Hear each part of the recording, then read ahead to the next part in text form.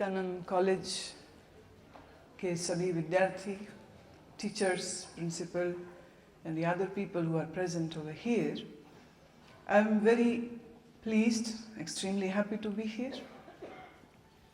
Reason being, whenever I am addressing girls, school girls or college girls, that is the best time, that is the best hour for me, for various reasons.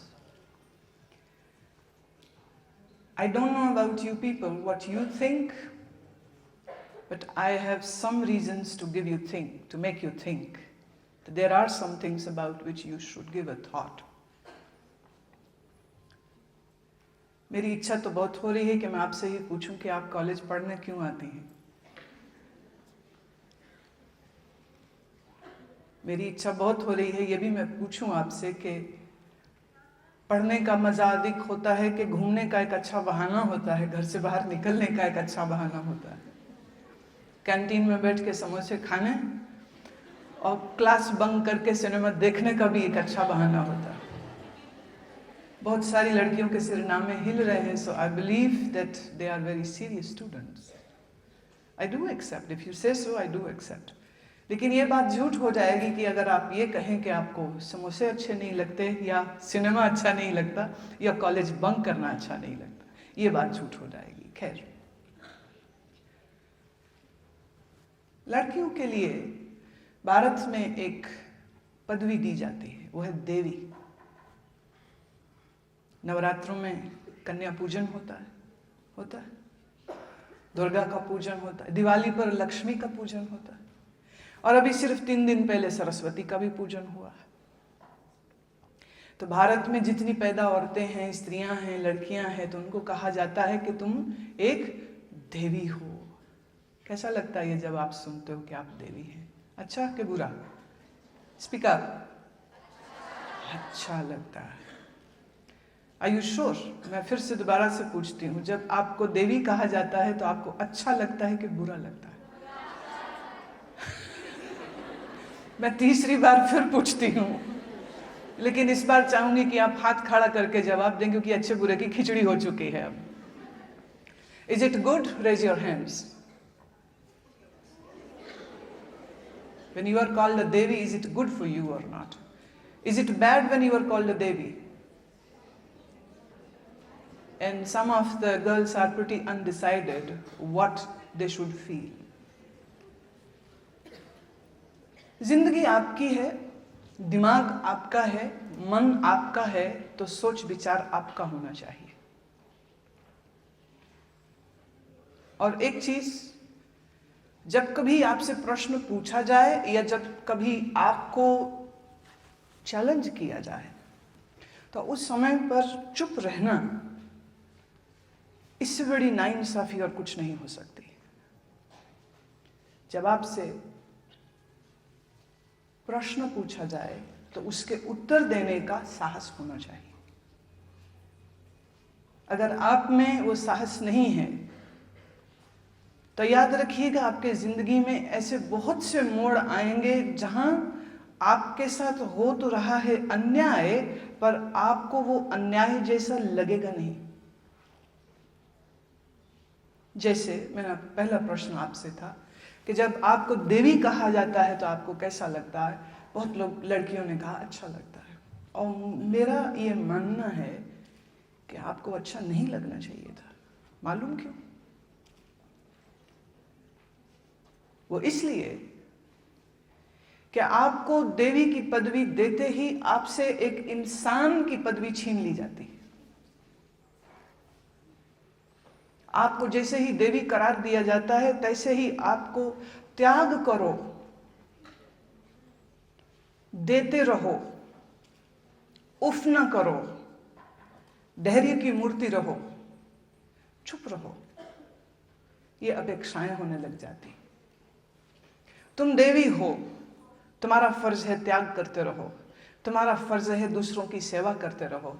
Annapurna हो ना, दुर्गा हो तुम, पर बोलो कुछ मत, कहो कुछ मत, चुप रहो, होठ सी लो, क्योंकि तुम तो देवी हो। जब किसी लड़की को देवी कहा जा रहा है तो एक तरह से उससे इतना गहरा अन्याय हो रहा है। और अजब बात यह है कि जिस पर अन्याय हो रहा है वो इस बात को समझ भी नहीं रही है कि उससे कितना बड़ा जीने का अधिकार छीन लिया जाता है। आप अच्छी तरह से परिचित हैं, नहीं परिचित हैं तो ध्यान से सुनना। भारत में कुछ एक ग्रंथ, कुछ एक संत, कुछ एक गुरु, कुछ एक परंपराएं ये कहती हैं स्त्री कमजोर है, लड़की कमजोर है, उसको सदैव रक्षा की आवश्यकता है। पिता की, भाई की, विवाह हो जाए तो पति की, विधवा हो जाए तो पुत्र की। माने अगर पिता, भाई, पुत्र, पति उसके जीवन में नहीं है तो उसका जीवन सिर्फ दुख है। स्त्री वो बेल है जिसको किसी वृक्ष की जरूरत है, और वो वृक्ष होता है हमेशा ही एक पुरुष। और इस बात से इनकार कर दिया जाता है कि स्त्री न जन्मजात कमजोर होती है, न बौद्धिक तल पर कमजोर होती है, न मानसिक तौर पर कमजोर होती है, न भावनात्मक तल पर कमजोर होती है। लेकिन बार बार बार बार जब झूठ दोहराया जाता है ना तो वो भी सच लगता है। हजारों सालों से भारत में ये झूठ दोहराया गया है, स्त्री कमजोर है, अबला, आंचल में दूध, आंख में पानी, त्याग, तपस्या, धैर्य। स्त्री देवी नहीं। मैं कहूंगी स्त्री को सिर्फ स्त्री रहने दो, ये ज्यादा अच्छा होगा उसके लिए, क्योंकि इससे फिर वो मांग कर सकेगी अपने अधिकारों की। क्योंकि देवी देवताओं को कोई अधिकार थोड़ी होते, देवियां तो सशक्त होती हैं, पर एक लड़की होगी तो उसको कुछ कहने का, कुछ बोलने का फिर अधिकार हो जाएगा। लेकिन देवी शब्द के साथ ही आपके साथ जो अनाचार होता है, उस अनाचार को शायद इस समय, इस घड़ी पर तुम्हें समझने में भी शायद मुश्किल हो रही होगी, पर सत्य यही है। मैं कहती हूं इस लड़की को देवी मत बोलो, मत करो कन्या पूजन उसको, पर जीने का अधिकार दे दो, शिक्षित होने का अधिकार दे दो, अपने पंख फैला सके इसका अधिकार दे दो। मुझे हैरत होती है जब मैं सुनती हूं आर्थिक परेशानियां आ जाए घर में तो घर में लड़की को बैठाया जाता है, लड़के को नहीं। लड़के को पढ़ाना ज्यादा आवश्यक लगता है क्योंकि व्यवसाय, बिजनेस, फैक्ट्री को उसने चलाना है, संभालना है, सो उसका पढ़ा लिखा होना ज्यादा आवश्यक है। कमजोरी आ जाए कहीं पर आर्थिक तो हमेशा लड़की को घर बैठा लिया जाता है। और मुझे ये समझ नहीं लगती है कि जब एक लड़का पढ़ता है तो सिर्फ एक यूनिट, सिर्फ एक इंडिविजुअल पढ़ता है, पर जब एक लड़की पढ़ती है तो उसके द्वारा आने वाली अगली सारी पीढ़ी पढ़ती। कल उसके द्वारा जो पैदा होंगे बच्चे वो भी पढ़ेंगे। जिस परिवार में वो जाएगी अगर वहाँ उससे छोटे देवर और नंदे हैं तो वो भी पढ़ पाती हैं। जिस घर में स्त्री अनपढ़ रह जाएगी, जिस घर की माँ अनपढ़ रह जाएगी, उस घर में बच्चों की शिक्षा की जिम्मेदारी कौन लेगा? क्या ये कड़वा सच नहीं है कि पुरुष तो सदैव ही व्यस्त होता है अपने बिजनेस, अपने ऑफिस, अपने जॉब के सिलसिले में? उसके पास इतना वक्त कहाँ कि वो बच्चे के पास बैठ करके पूछ भी पाए कि तू किस क्लास में पढ़ता है, तो किस सेक्शन में पढ़ता है, तो स्कूल के किस सब्जेक्ट में कमजोर है। कहीं ना कहीं पर यह जिम्मेदारी मां पर आती है, और तुम सब लड़कियां कल की होने वाली मां हो। पर क्या आप समझती हैं कि इस समय जो आपको शिक्षा मिल रही है, उस शिक्षा का मोल क्या है, उस शिक्षा की वर्थ क्या है, उस शिक्षा की वैल्यू क्या है? I know this age is a very romantic age, right? लड़के जब तक घर से कॉलेज और कॉलेज से घर ना छोड़े ना, दो पीछे चलते ना। लगता नहीं है कि भाई मतलब what is wrong with me? You know, how come no boy is paying attention to me? If some boy is paying attention to you, that makes you happy. That is okay. That's very natural. मूल मुद्दा जब लड़की बैठ करके बात करेगी तो क्या होगा? कपड़े, फैशन, ज्वेलरी, राइट? नो? अच्छा, सोशल स्टडीज का होता है, मुद्दा पॉलिटिकल साइंस का होता है, लिटरेचर डिस्कस करते हो, शेक्सपियर ने क्या बोला, कीट्स ने क्या बोला, is it? But have you ever given thought to this that do you get dressed up to gain attention and to get a good suitable boy for you in marriage? Or are you getting dressed up because you like getting dressed up? Huh? Good. At least एक काम तो अपनी मर्जी से करते हो. I have observed this, that most of the girls are getting their education because that will provide them a degree and that will give them a credibility to get a suitable boy. Most of the girls drop their even graduation in second year or first year and maybe third year without giving her examination because her marriage date has been set.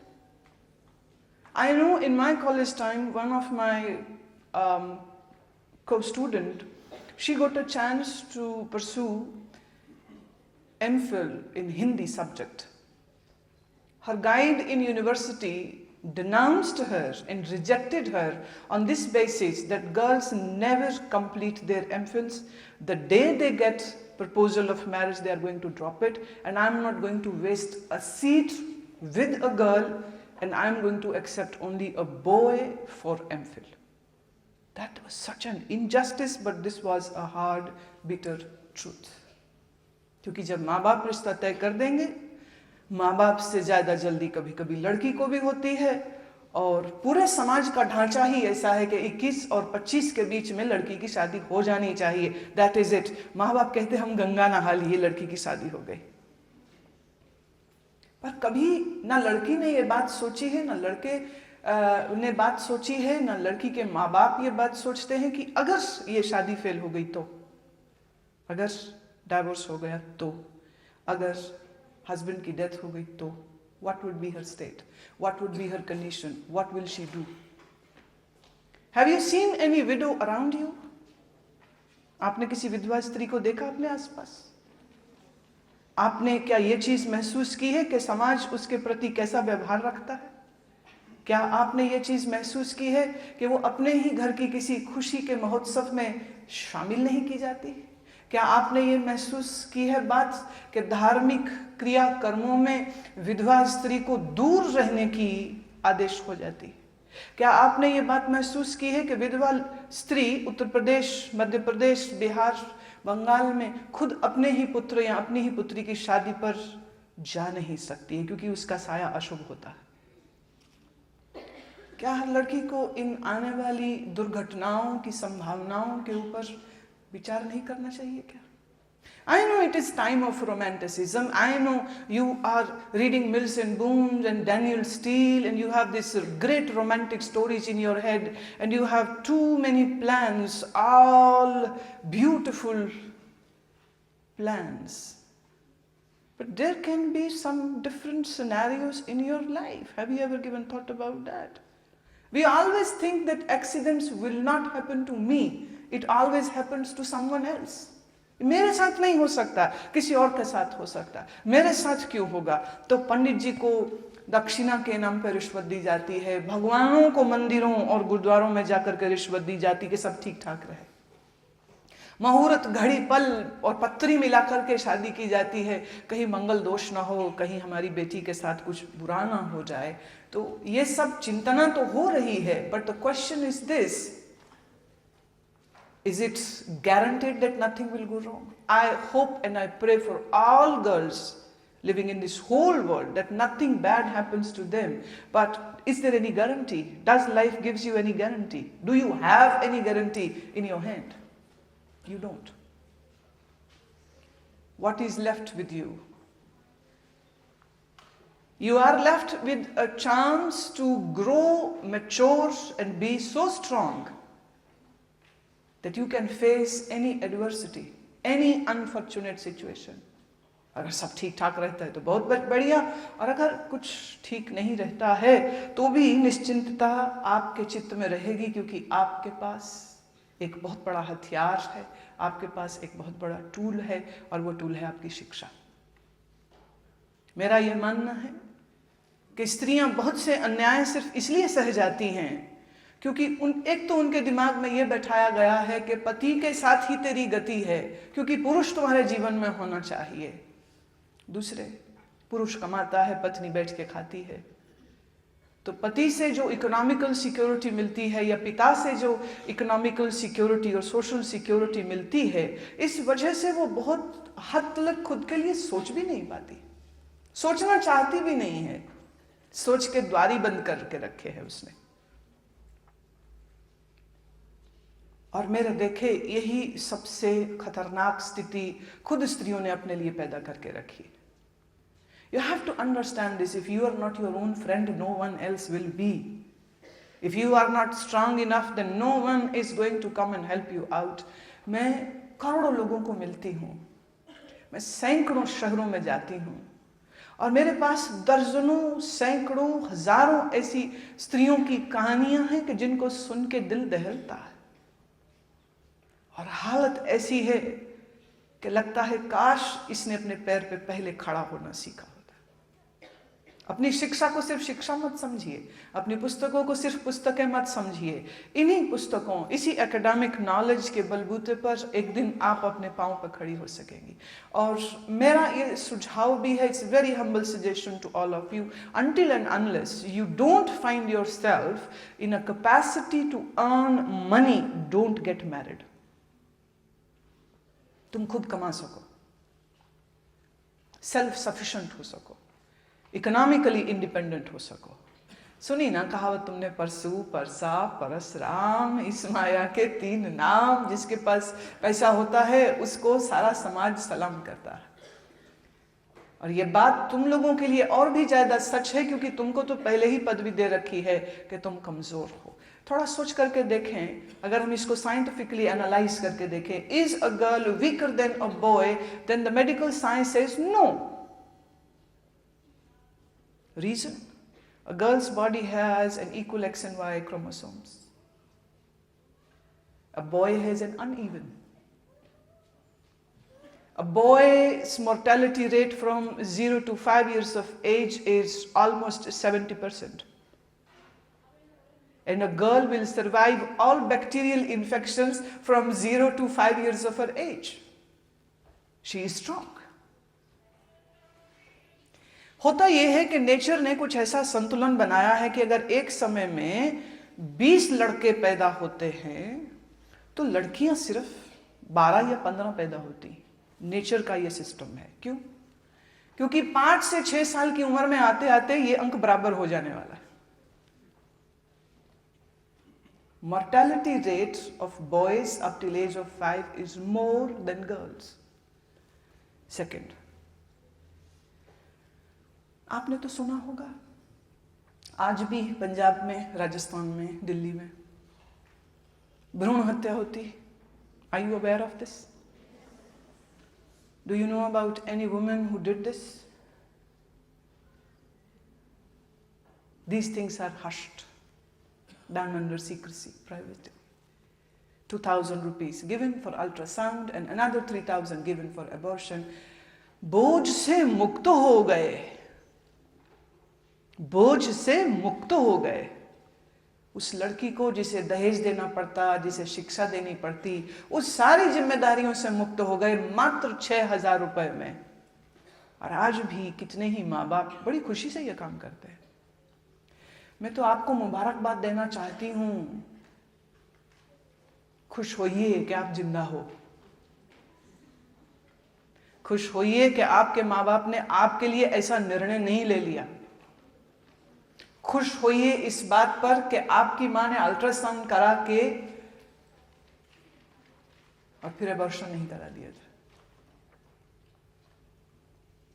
सच में आप मुबारकबाद की हकदार हो, क्योंकि आज दिल्ली में 1,000 लड़के के अनुपात में सिर्फ 850 लड़कियां। प्रकृति में पहले से ही एक संतुलन बनाने की कोशिश की थी, पर मनुष्यों ने जो असंतुलन बनाया है, अब उसकी भरपाई कौन करेगा? पहला अन्याय, उसको जन्म लेने नहीं दिया जाता। दूसरा अन्याय, घर में लड़के और लड़की के पालन पोषण में अंतर कभी आपने खुद के लिए महसूस किया है या नहीं? बहुत अच्छी बात है।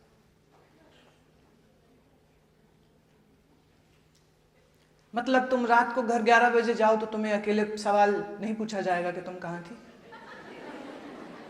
और तुम्हारा भाई रात को 11 बजे आए तो उसको सवाल नहीं पूछा जाता है क्या कि तुम कहाँ थे? Come on, girls, face the reality. Don't.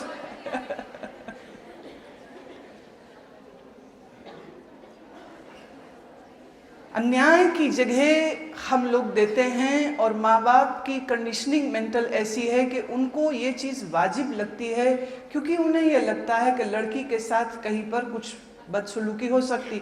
अभी पिछले महीने नोएडा में एक लड़की जो MBA कर रही थी, अपने दोस्त के साथ सिनेमा देख करके बाहर खड़ी है, बातचीत कर रही है, and she is kidnapped, she is raped, she is thrown out of the running car.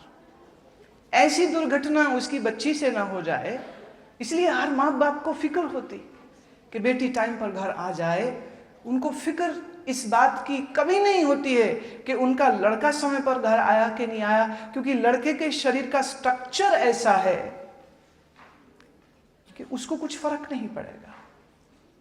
पर बलात्कार जिस लड़की से हो जाए, उसको पूरा समाज ऐसी गंदी नजर से देखता है जैसे उसने ही कुछ गुनाह कर दिया। कितने अखबार वालों ने ये बात लिखी कि वो लड़की रात को 10 बजे वहां कर क्या रही थी, उसका मतलब क्या था, वो वहां पर क्यों थी। किसी ने नहीं कहा वो लड़का वहां क्यों था, लड़की वहां पर क्यों थी। लड़की कहे मुझको किसी दूसरे शहर में जाकर के हायर स्टडी परस्यू करनी, जरूरत क्या है, शादी करो, अपने घर जाओ और बात खत्म, हम सिरदर्दी आपकी नहीं ले सकते। This is discrimination.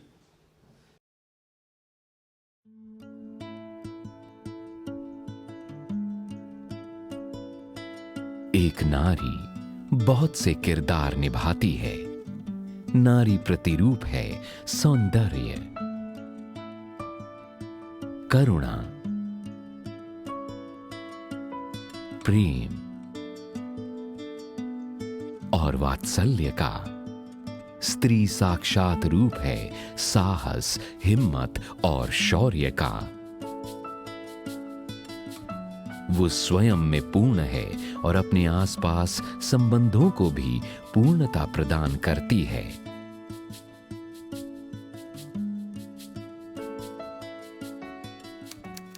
परंतु कभी-कभी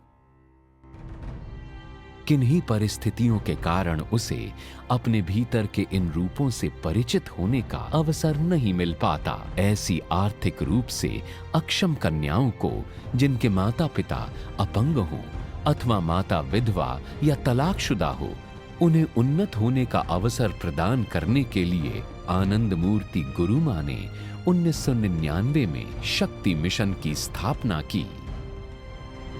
शक्ति द्वारा कन्याओं को शिक्षा के लिए छात्रवृत्ति प्रदान की जाती है और निःशुल्क व्यावसायिक प्रशिक्षण दिया जाता है। आइए अब हम कुछ ऐसी ही लड़कियों की कहानी उन्हीं की जुबानी सुनते हैं जिनकी जिंदगी को शक्ति ने बदल दिया और आज वे स्वाभिमान से सिर उठाकर जीना सीख गई हैं। सोनिया शक्ति उड़ान से सिलाई कढ़ाई सीख रही है। मैंने बहुत से कपड़े डिज़ाइन किए हैं, हाथ की कढ़ाई भी की है, अपनी फैमिली के भी बहुत सिले हैं और बाहर के भी बहुत सिले हैं। मेरी लेग्स में प्रॉब्लम है, शुरू से जैसे बचपन से बीमार रही हूँ तो मुझे खून चढ़ता था, ब्लड चढ़वाते थे मम्मी पापा। दुनिया कमी देखती है पर मैं उनको अपनी कमी नहीं, अपना हुनर दिखाना चाहती हूँ कि मैं सारे हुनर सीखूँ, सद्गुण हो मेरे पास, कोई काम ऐसा ना हो जो मैं ना कर पाऊँ। जैसे मम्मी पापा पे बोझ नहीं बनना चाहती, हम 3 सिस्टर हैं तो मैं चाहती हूँ कि मैं ये काम करके उनकी हेल्प करूँ, घर के लिए भी और अपने लिए भी। जल्द ही सोनिया अपना नया बुटीक खोलने जा रही है। मैंने ये भी लहंगा स्टिच किया है, देख सकते हो आप। शक्ति की ओर से इन्हें हार्दिक बधाई। आइए मिलते हैं प्रिया से। जब इसकी उम्र की लड़कियां बेफिक्र होकर खेलती थीं, तब प्रिया को दिन रात काम करना पड़ता था। धन का अभाव था तो जीवन कठिनाइयों से भरा हुआ था। इतनी मुश्किलों के बावजूद प्रिया ऊंचाइयों को छूना चाहती है और शक्ति उड़ान से मिली है इसके सपनों को ऊंची उड़ान।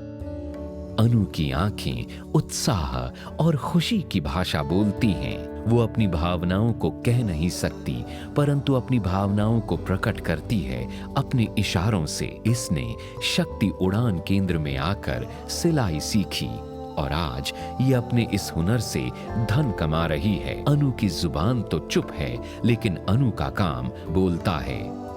अपनी अपंगता को अपनी अयोग्यता मानने वाली इस लड़की ने अपनी शक्ति को जागृत कर जीवन को उत्साह व जोश से भर लिया है। आज वो इस योग्य है कि वो अपने बच्चों का पालन पोषण कर सके। सुशीला नेपाल से है। यहाँ भारत में वो आजीविका कमाने के लिए घरों में काम करती है। सीखने की इच्छा ने इसे शक्ति उड़ान का हिस्सा बनाया। गांव जाके सिलाई सेंटर खोल लूँगी, सबको पता चल जाएगा, सीखूंगी, सिखाऊंगी सबको, सीखे तो यहीं से जाऊंगी। सुशीला अपनी मेहनत के बलबूते पर अपने जीवन को सुख समृद्धि से भर रही है। ये है सोनिया का घर, जहां वो लड़कियों को सिलाई कढ़ाई सिखाती है। आर्थिक रूप से कमजोर होने के कारण शिक्षा पूरी नहीं कर पाई थी सोनिया, लेकिन इसके बावजूद सोनिया ने हार नहीं मानी। घर में मेरे फादर भी बीमार रहते थे, भाई भी बीमार रहते थे, घर का खर्चा नहीं चल पाता था। इसलिए मैंने कॉलेज के लिए नहीं गई कि घर का खर्चा नहीं चल पाता था, तो मैंने सेंटर में जाके सिलाई करना शुरू किया। कभी भी मैंने ये नहीं सोचा था कि तीनों काम साथ साथ हो जाएंगे, स्टिचिंग भी हो जाएगी, खुद भी सिले करूँगी और लड़कों को भी सिखाया करूँगी और साथ में स्टडी भी हो जाएगी। सोनिया ने शक्ति उड़ान केंद्र में काम सीखा और आज वो अपने परिवार का मजबूत सहारा है। सोनिया के परिवार को आज उस पर गर्व है। इतना प्राउड फील कर रही हूँ कि खुद अपने पैरों पे मैं खुद स्टैंड हूँ। शक्ति उड़ान केंद्र ने ऐसी सैकड़ों बेटियों के जीवन को एक नई दिशा प्रदान की है। उनके भीतर छिपी रचनात्मकता और सकारात्मकता को अवसर प्रदान किए हैं, ताकि ये गुण पूर्ण रूपेण उभर कर प्रकट हो सकें। कैथल, गुड़गांव और मुंबई में स्थित शक्ति उड़ान केंद्रों द्वारा सिलाई, कढ़ाई, मेहंदी, ब्यूटिशियन और कंप्यूटर जैसे व्यावसायिक कोर्स निशुल्क प्रदान किए जाते हैं। यहाँ प्रशिक्षित की गई कन्याएं आज एक संतोषजनक आजीविका कमा रही हैं। इनमें से कुछ ने तो खुद अपने पार्लर और बुटीक भी खोल लिए हैं।